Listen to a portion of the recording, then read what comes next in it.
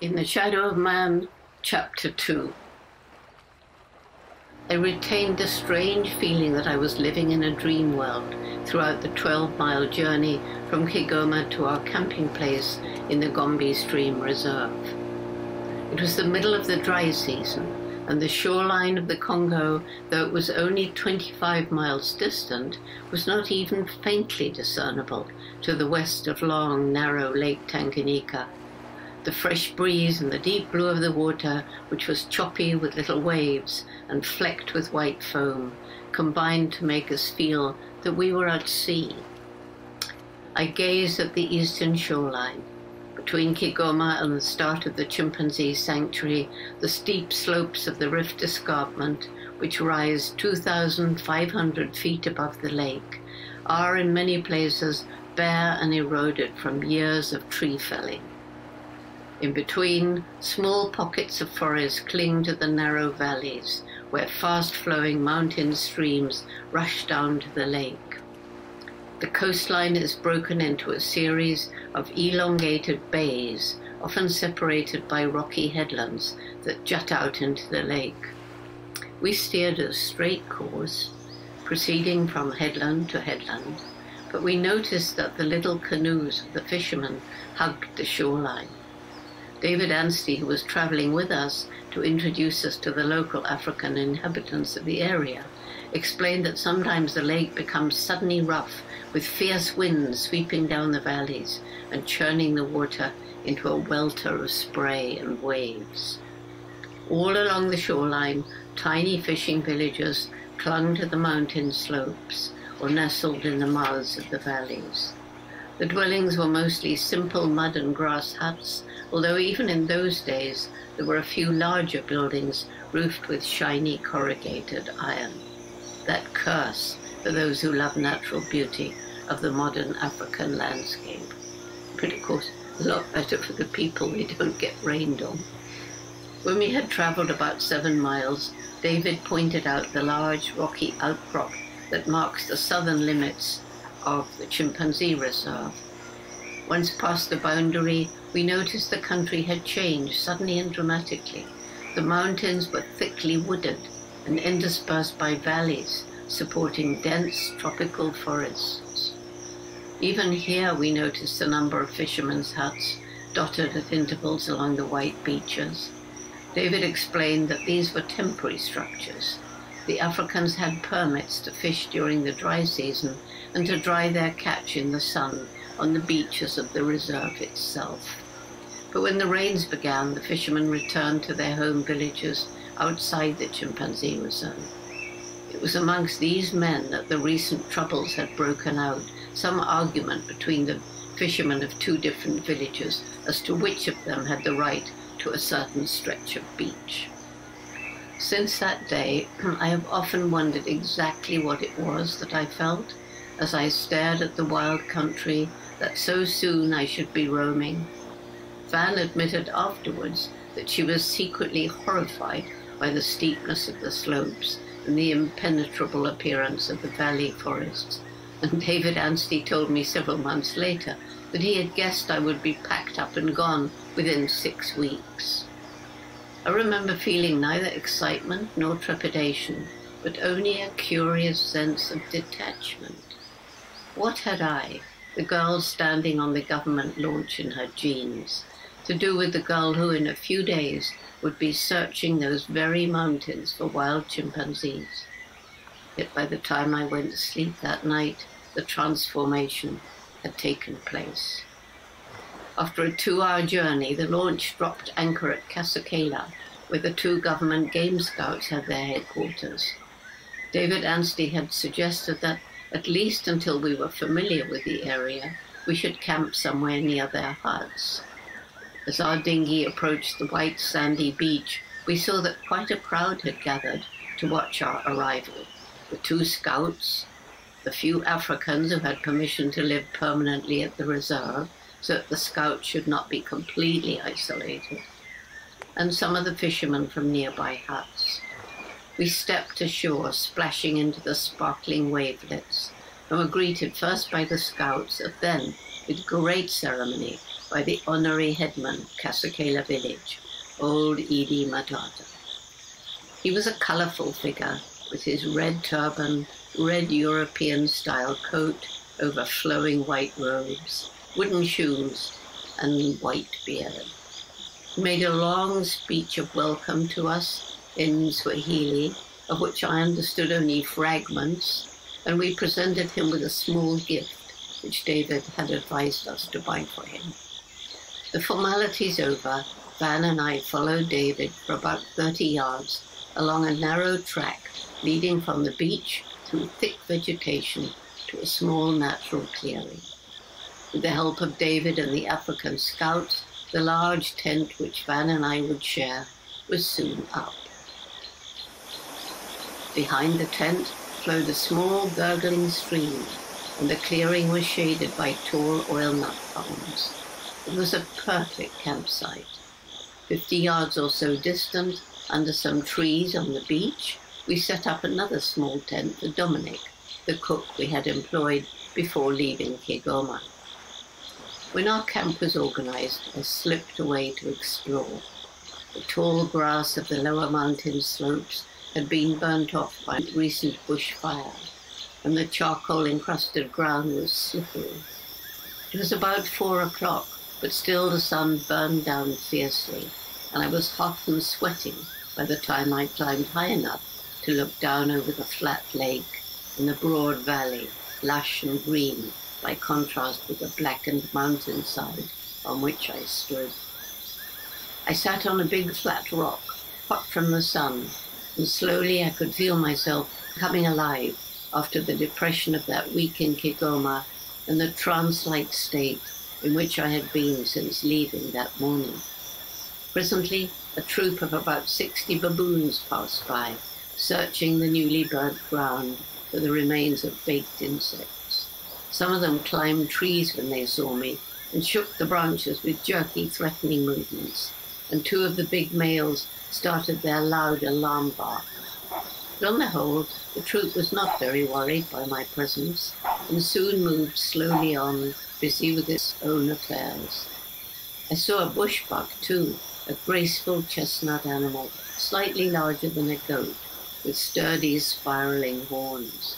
He stared at me motionless, and then suddenly turned and bounded away, barking like a dog and flashing the white underside of his tail. I only stayed out on the mountain about 3/4 of an hour, but when I returned, almost as black as the slopes on which I'd been scrambling, I no longer felt like an intruder. That night, I pulled my camp bed into the open and slept with the stars above me, twinkling down through the rustling fronds of a palm tree. The next morning, of course, I was eager to go out looking for chimpanzees, but I soon found that to start with anyway, I was not to be my own master. David Anstey had arranged for a number of the local Africans to come and meet Van and me. He explained that they were all worried and resentful. They couldn't believe that a young girl would come all the way from England just to look at apes. And so the rumor had spread that I was a government spy.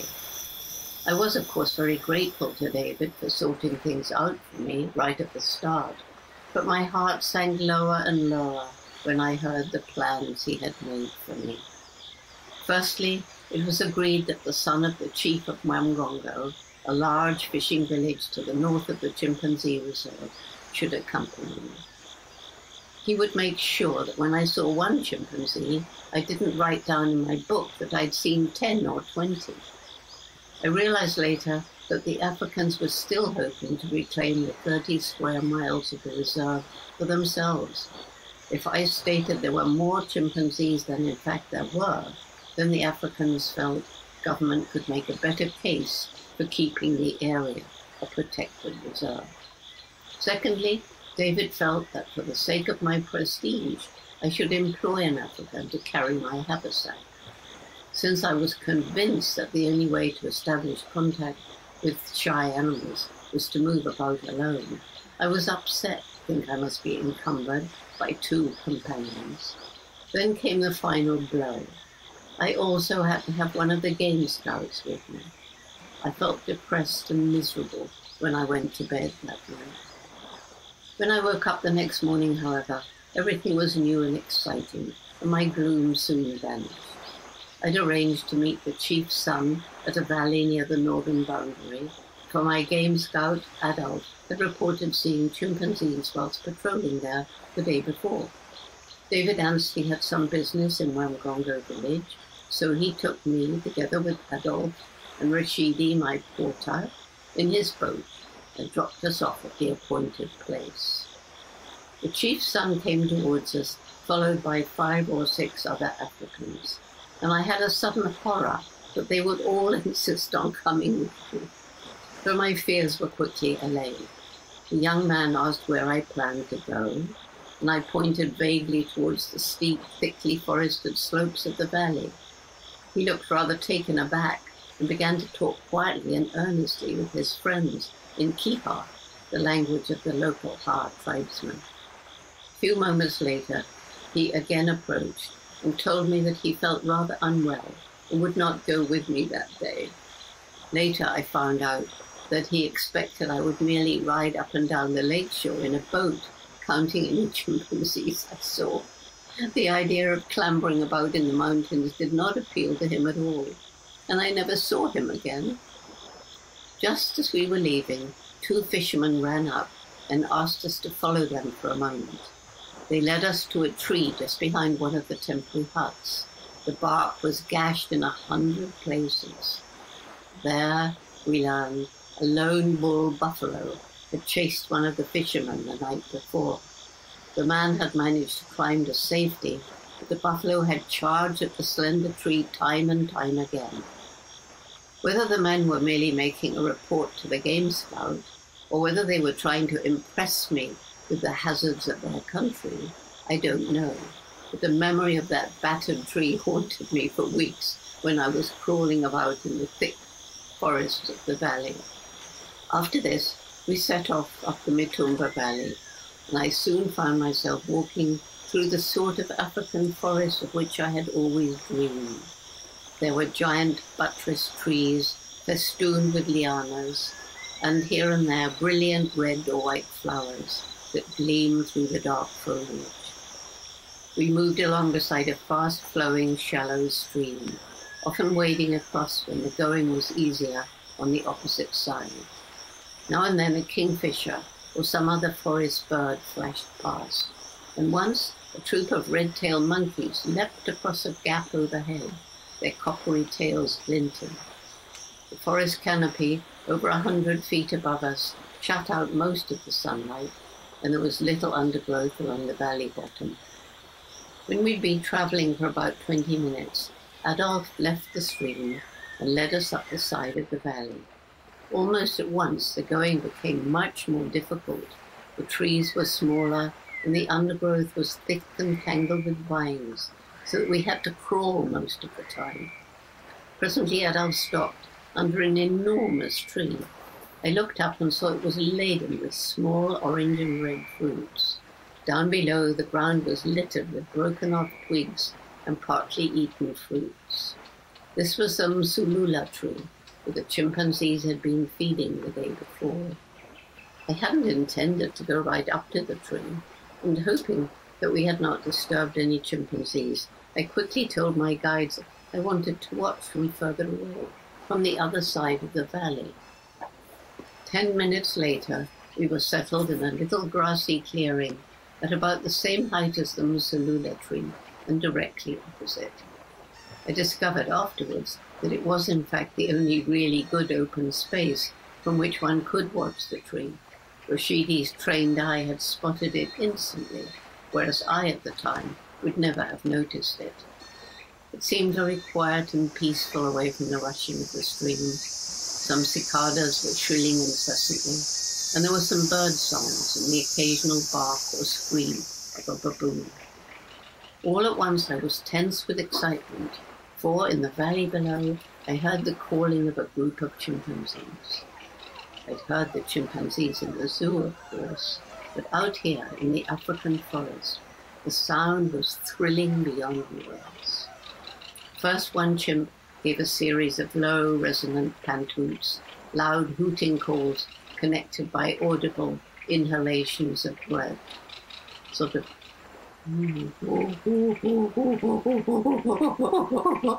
that's sort of how it sounds.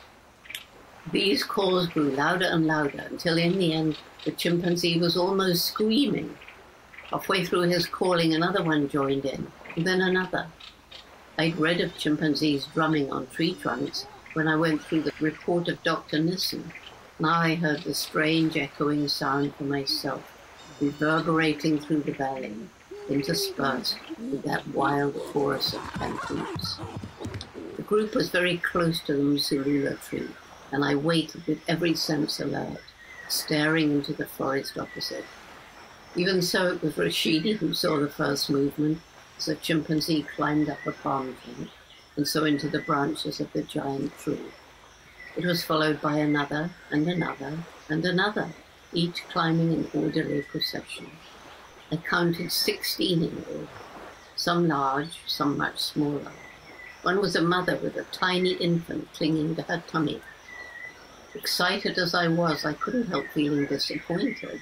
Although the chimpanzees remained for 2 hours in the tree, I saw little except an occasional glimpse of a black arm reaching out from the foliage and pulling branches of fruit out of sight. And then, one after the other, and in complete silence, the whole group climbed down the palm tree ladder and vanished into the forest. That was what amazed me most. 16 chimpanzees in one tree, and yet the only sounds I had heard them make had been the calls announcing their arrival. A few minutes after the last chimpanzee had gone, when I was still searching the valley with my binoculars in the hope of seeing the group climb into another tree, I was horrified to hear Adolf and Rashidi announce that we must return as it was their time for eating. I remonstrated in vain until I felt myself on firmer ground. I dared not order them to stay, nor did I dare risk David Anstey's displeasure by remaining without my escorts. As we filed back through the forest, however, I determined that things would be different in future. The musulula continued to bear fruit for another 10 days, and Rashidi and Adolf took turns to accompany me, taking their midday meals with them. For 3 nights, in fact, we slept there.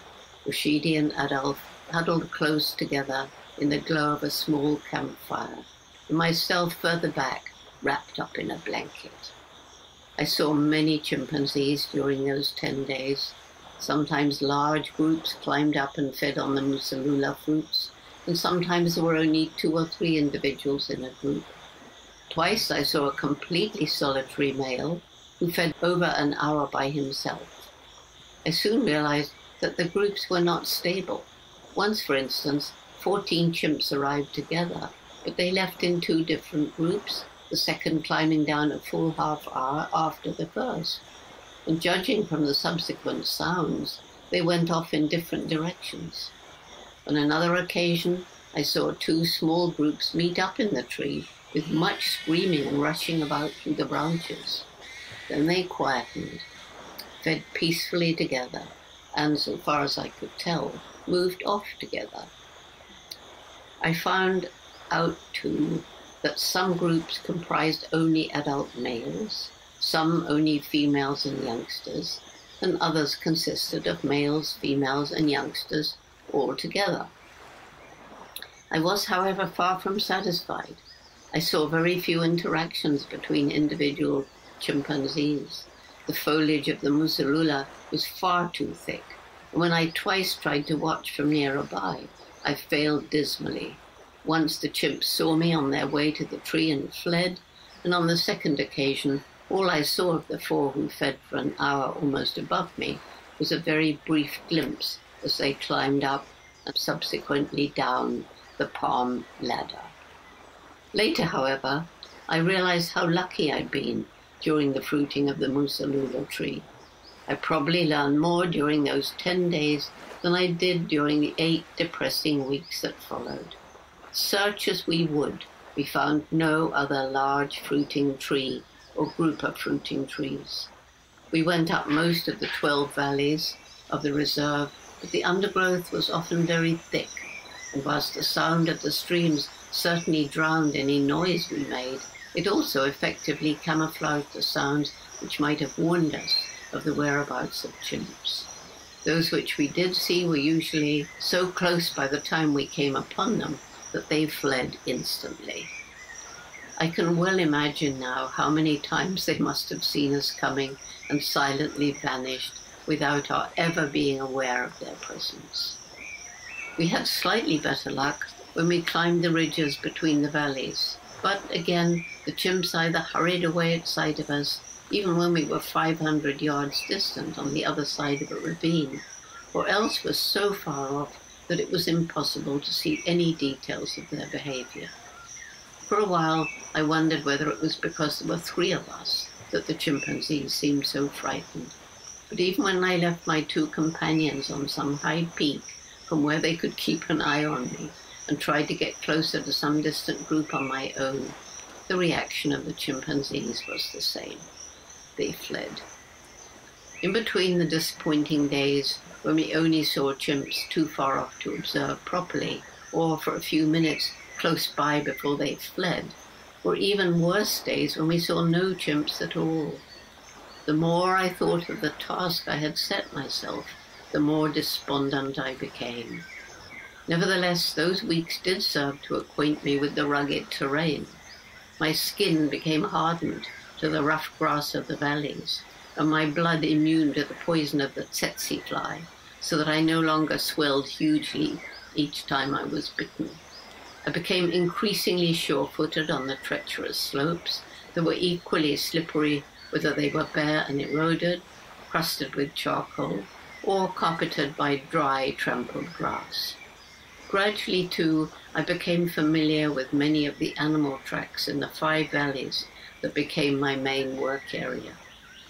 I encountered many of the other denizens of the mountains during our daily wanderings, huge grey bush pigs with their silvery spinal crests, troops of banded mongooses rustling through the leaves in search of insects, the squirrels and the striped and spotted elephant shrews of the thick forests. Gradually, too, I sorted out the many different kind of monkeys that can be found in the Gombe stream area. Most often, we came across troops of baboons. Sometimes they accepted our presence quite calmly, like those I met that first afternoon, but others would bark persistently and noisily until we or they had moved out of sight. In each of the valleys, there were 2 or 3 small troops of red-tailed monkeys and a few blue monkeys. There were much larger groups of red colobus monkeys, numbering 60 or more, each of which ranged over a couple of valleys. Occasionally we came across a solitary silver monkey with its black face framed by a white band of hair. There were even a few troops of vervet monkeys down by the lakeshore to remind me of my monkey-watching days on Lolaway Island. In particular, I like to watch the red colobus.